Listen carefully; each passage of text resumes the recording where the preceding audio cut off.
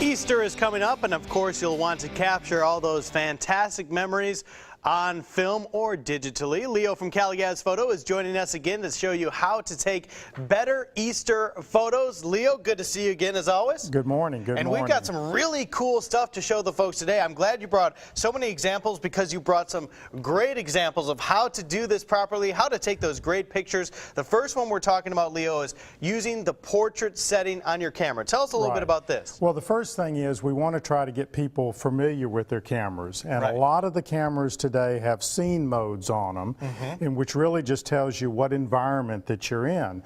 So, and they're all depicted by the little head that's on the dial there. Sure. So when you set it to the portrait mode, what that does is it kind of blurs the background. It does some things under the hood so that when you're taking that portrait picture of a child, it accentuates and focuses on the child rather than the background. The subject will stand out. Right, and that kind of brings us to the next picture about trying to fill the frame with meaning. A lot of times we take a snapshot and it has a lot of peripheral things in it, but we want to try to zoom in and get as close as we can so it fills the frame with a lot of meaning, because that's what you're really taking a picture of, is a child or somebody at Easter. In fact, we're dyeing Easter eggs at that one. Right, and in this particular photo, maybe you have a big desk in the background or something. I don't know what's back there, but you don't want to be looking at all that stuff. You want to be looking at the subject and make them stand out. So definitely use your zoom to fill the frame, but there's another way you can use your zoom, which is getting right up in the action, Leo. Right, and so many times we're taking pictures of children. And here's a picture of my granddaughter where you kind of get down on the level. She is so cute. So thank you. The level of the children, so that basically you get their perspective.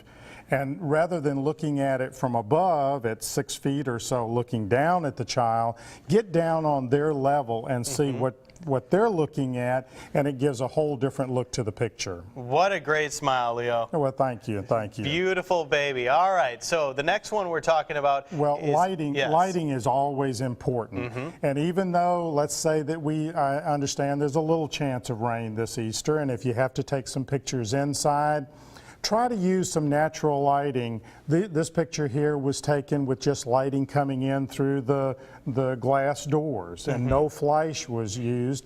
And natural lighting is always better for flesh tones. Now, you said no flash was used here, but you have an interesting thought on when you could use a flash. Tell us about this next thing. So many people think that, okay, well, if I go outdoors, I'd never turn my flash on. Right. Well, if you notice the picture on the left there has no flash, and you see it's outdoors, and it's so cloudy and there's a lot of shadows on the face of the child.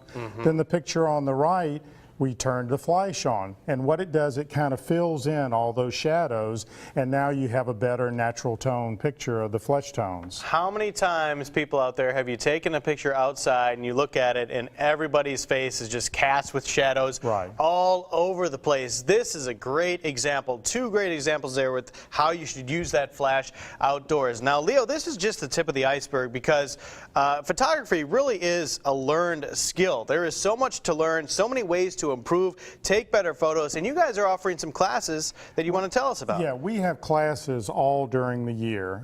In fact, we just had a class this past weekend on composition, and then we have one coming up in April on portrait lighting.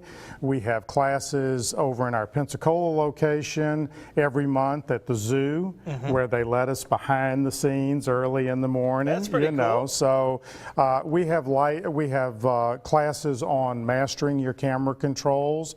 We have Photoshop classes. I mean, it's for all levels, from the beginner, which we call Digital 101, all the way up to if you want to go and learn how to be a better photographer with using Photoshop. So many things that you can learn about photography, so many ways to improve your photos, and you had some great examples for us today. And if you want information on those classes, all of Leo and Calagaz Photo's contact information is on our website. So go check it out, sign up, and start taking some great photos. Leo, thank you so much for coming in. All right, thank you for having me. Happy Easter. Same to you. All right, Danny.